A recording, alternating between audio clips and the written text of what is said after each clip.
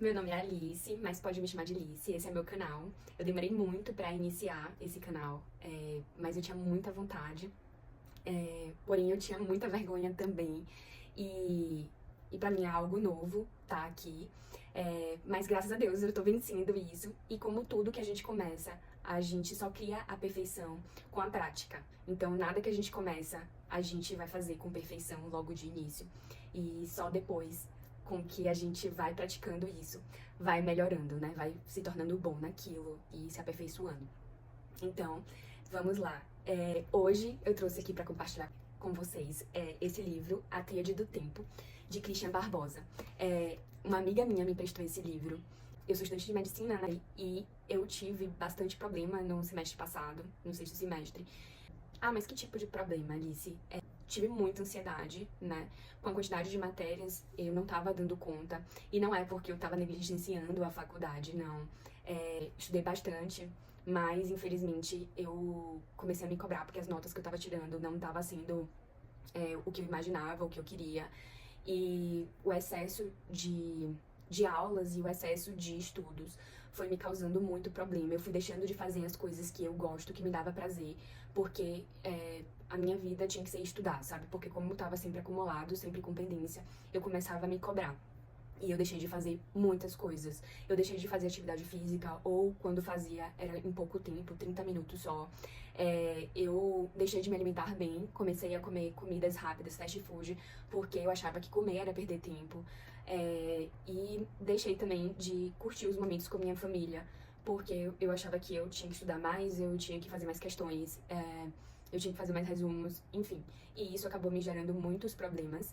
E esse semestre, contanto que esse semestre, eu não quis me matricular na faculdade, mas graças a Deus minha família me ajudou muito e me incentivou a retornar, a me matricular novamente e finalizar esse curso, né?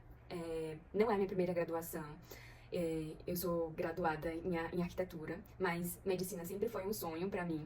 Então, desistir não deveria ser uma opção. Porém, a dificuldade foi tão grande que o semestre passado que eu ainda pensei nisso, acredita? Enfim, e esse livro que eu tô lendo, Christian, o autor, ele divide o nosso dia, né, as nossas atividades em 3 grupos grandes, que são atividades importantes, atividades urgentes e atividades circunstanciais. Sendo que as atividades importantes são as atividades que têm um prazo para ser feito, mas a gente tem ainda um tempo para fazer. Por exemplo, tem um tempo livre para fazer essa atividade e tem um prazo para ser cumprido. Já as atividades urgentes são as atividades que ela não tem mais tempo. A pessoa precisa cumprir. E ele dá um exemplo, por exemplo, um paciente que ele tá fazendo um exame cardíaco, ele marcou com o cardiologista, mas ele não tem nenhum problema cardíaco. Ele marcou com esse cardiologista apenas para fazer um check-up. Ele vai ligar para esse cardiologista antes, porque óbvio, se você ligar hoje para um cardiologista, provavelmente esse cardiologista não vai ter vaga para você em cima da hora. Então você vai ligar, marcar o cardiologista e posteriormente, depois de, sei lá, 1 semana, 2 semanas, você vai a esse cardiologista. Então essa atividade é uma atividade importante. Mas, a partir do momento que você tem um problema cardíaco, ou você já teve um infarto, e simplesmente você tem que acompanhar, óbvio que você vai ter que acompanhar agora com uma frequência muito maior, com o cardiologista. Você não pode mais deixar de não fazer ou atrasar a sua consulta com ele. Enfim, você precisa ir, ou então você tá com uma dor cardíaca, você precisa ir. Então, é urgente. Você deixou de ter o cardiologista como importante e passou a ser urgente, porque você já teve um problema de saúde, um problema cardíaco. Então, agora, você precisa colocar essa sua atividade como urgente.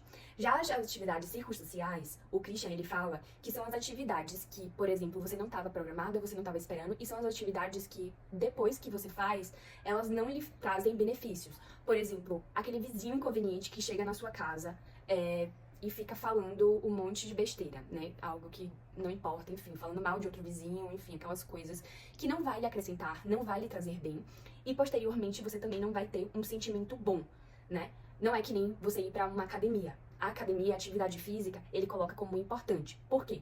A partir do momento que você faz atividade física, depois que você faz atividade física, você tem um sentimento bom.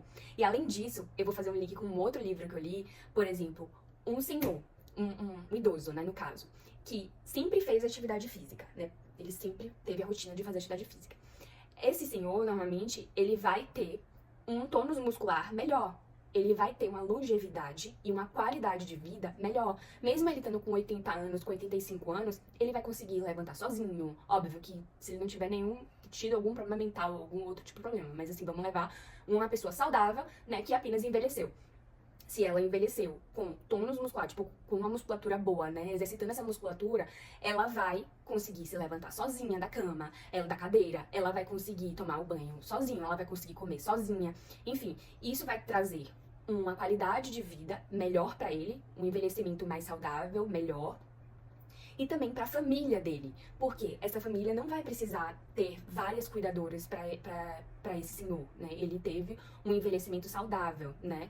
E isso é muito bom. Então, atividades que você coloca que são importantes são atividades que vai gerar um benefício para você e vai gerar um benefício para a sociedade posteriormente que seja executada. Um estudo, ele gera um benefício para você, porque você está acumulando conhecimento, né? E ele vai gerar um benefício para a sociedade a partir do momento que você começar a ensinar essas pessoas, ou que você começar a atender essas pessoas a partir do conhecimento que você adquiriu. Então, o estudo é uma atividade importante, tá? Enfim, é isso. Então, eu tô compartilhando com vocês essa experiência de vida que eu tive, né? E esse livro que eu estou lendo, eu ainda não terminei de ler, mas já está sendo muito bom pra mim. E sem julgamentos, né? Porque não é um livro de filosofia, tá? Algumas pessoas vão colocar como livro de autoajuda, enfim. Mas eu acho que qualquer leitura, ela é saudável pra pessoa a partir do momento que essa pessoa consegue mudar o seu hábito de vida, consegue melhorar a sua vida a partir daquela leitura.